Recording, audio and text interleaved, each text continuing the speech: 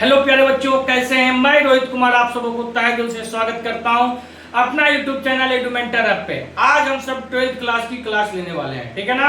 और 12th class में हम सब फिजिक्स जो टॉपिक छोड़ मतलब जहां तक किए थे उससे आगे की ओर करेंगे, ठीक है।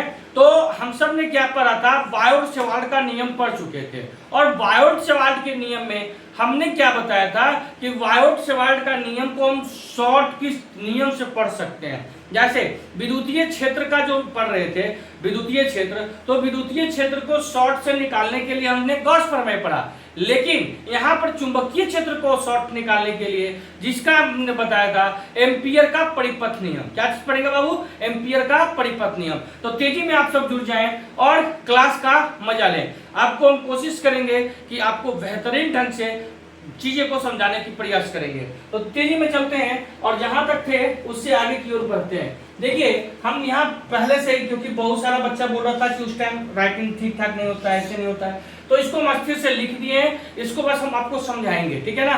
क्या लिखा हुआ है? एम्पियर का परिपथ नियम। तो एम्पियर का परिपथ नियम क्या कहता है? कहता है किसी बंद परिपथ में, देखो ये आपको एक बात और बता दें, सुनो। यहाँ पर जो आपको ये दिख रहा है इसको हम सब क्या कहते हैं हिंदी में? तो इसको हम सब कहते हैं समाकलन। क्या कहते हैं बाबू? समाकलन। समाकलन। अब सुनना मेरी बात, आपको एक बात और बता दें, ये क्या है? समाकलन है। और इसके अंदर अगर जो ये घेर दिया तो इसी को हम सब कहते हैं बंद परिपथ। क्या बोलते हैं बाबू? बंद परिपथ। तो ये क्या कहना चाहता है एम्पियर का परिपथ नियम? कहता है कि किसी बंद परिपथ में, जैसे ही आपको गोल दिखता होगा तो आप समझिएगा कि ये बंद परिपथ है। कहता है किसी बंद परिपथ में, ये क्या लिखा हुआ है? चुंबकीय क्षेत्र में। क्या बाबू? चुंबकीय क्षेत्र में क्या कहता है? रैखिक समाकलन का मान, रैखिक समाकलन का मान, चुंबकशीलता नियतांक और धारा के गुणनफल का बराबर होता है। उसे हम सब क्या कहते हैं? रैखिक एम्पियर का परिपथ नियम कहते हैं। तो रैखिक का एम्पियर का परिपथ नियम क्या होता है? इस नियम से हम सब क्या करते हैं बाबू? इजीली में कोई भी चीजों को याद करते हैं, या अभी हम जस्ट आपको बनाने भी देंगे। तो यहाँ पर देखो, इसको इसका फॉर्मूला क्या हो जाएगा? इंटीग्रेशन बी डी आई बराबर क्या लिखा हुआ है? म्यू नॉट गुना आई। ये तो बाबू आपको समझ में आ गया होगा कि एम्पियर का परिपथ नियम क्या कहता है? कहता है किसी बंद परिपथ में, क्या छोटा? किसी बंद परिपथ में चुंबकीय क्षेत्र में रैखिक समाकलन का मान, चुंबकशीलता नियतांक और धारा के गुणनफल के बराबर होता है। तो वही सारा यहाँ पर चीज लिखा हुआ है। तो ये चीजें आपको समझ में आ गई होगी। तो इसका तेजी में स्क्रीनशॉट ले लें और पुनः हम इसको आगे की ओर बढ़ते हैं। देखिएगा, इससे आगे जैसे ही हम बढ़े थे, इससे आगे हम जैसे ही बढ़े थे तो हमने आपको बताया था कि एक क्वेश्चन करने दिए थे, ठीक है ना। ये क्वेश्चन क्या कहना चाहता है वो समझना।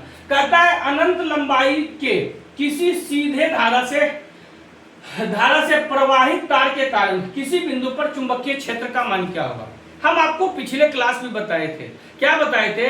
याद होगा आपको, अगर जो हम याद करने की बात बोले तो आपको बताए थे कि मान लिया जाए एक गोल चालक है, और एक दिन बताए थे आपको कि इसके केंद्र पर हम सब निकाले थे विद्युतीय क्षेत्र, और दूसरा बताए थे कि किसी अक्ष पर निकालने के लिए बताए थे।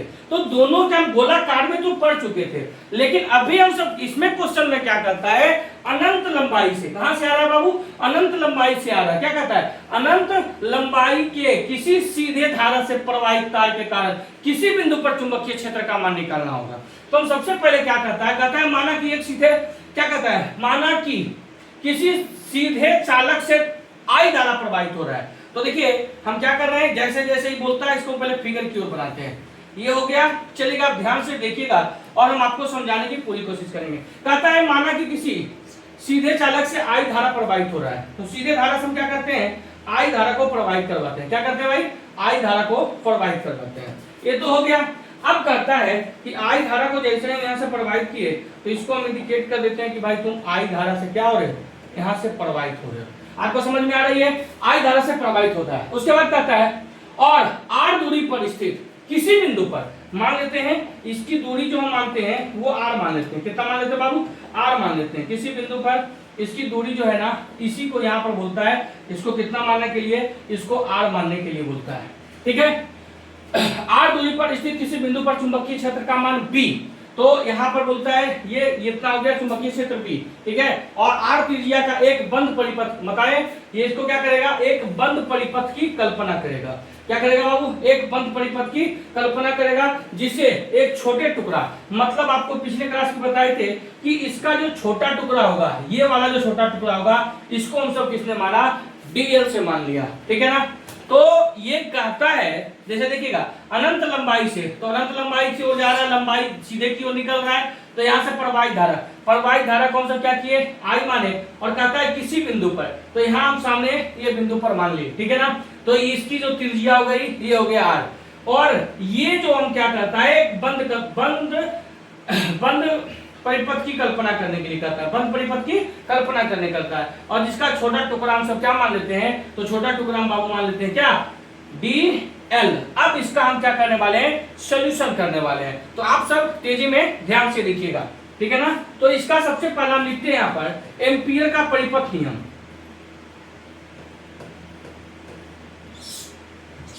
देखिएगा एम्पियर का परिपथ नियम। तो एम्पियर का परिपथ नियम अभी जस्ट हम सब क्या देखे थे, ये समाकलन B D I V D L बराबर म्यू नॉट गुना आई, इतना बात तो आपको याद है।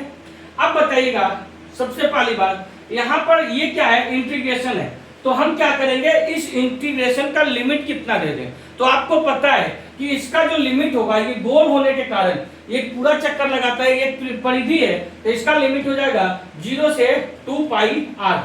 इसका लिमिट क्या हो जाएगा बाबू, 2 पाई आर, इसका लिमिट दे दिए। अब जैसे ही इसका लिमिट दिए, तो आप एक बात बताइए कि यहाँ पर काम किसका होगा, एल का, तो एल को यहाँ रखिए और बी को बाहर, और इसके सर पे 2 पाई आर, ये 0 बराबर म्यू नॉट गुना आई हो गया।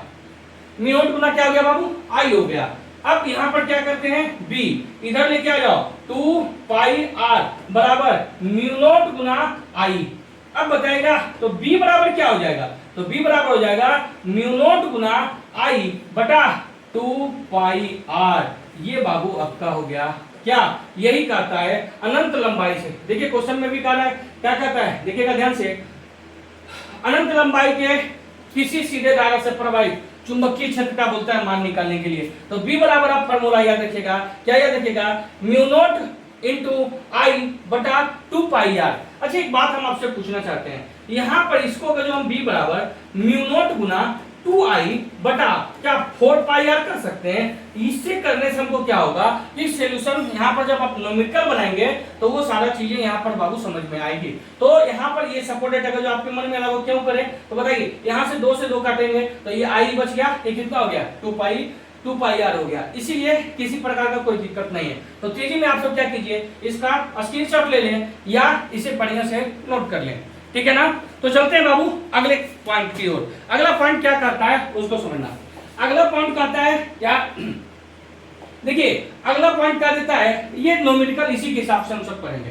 कहता है किसी तार से दक्षिण से उत्तर की ओर 4 एम्पीयर की धारा प्रवाहित हो रही है, तो तार से 2 मीटर पूरब स्थित बिंदु पर चुंबकीय क्षेत्र का मान क्या होगा। क्या होगा बाबू, चुंबकीय क्षेत्र का मान पूछ रहा है। तो आप सब तेजी में इसको बनाने का कोशिश करें, उसके बाद फिर हम इसको आपको समझाएंगे, ठीक है ना। देखिए आपसे बनता है कि नहीं बनता है, उसके बाद फिर हम इसे बनाने की कोशिश करेंगे, ठीक है। चलिए देखते हैं क्या करता है, किसी तार से, क्या बोलता है बाबू, किसी तार से, किधर से किधर जा रहा है तार, तो कहता है दक्षिण से उत्तर की ओर। किधर जा रहा है, दक्षिण से उत्तर की ओर। तो इसको हम दक्षिण से उत्तर की ओर भेज दिए, दक्षिण से उत्तर की ओर इसको भेज दिए, ये जा रहा है, आई हो गया। अब कहता है कि एम्पियर कितना दिया हुआ है, तो इसका एम्पियर दिया हुआ है 4 एम्पियर। कितना बाबू, 4 एम्पियर। कहता है धारा प्रवाहित हो रही है, तो तार से, तो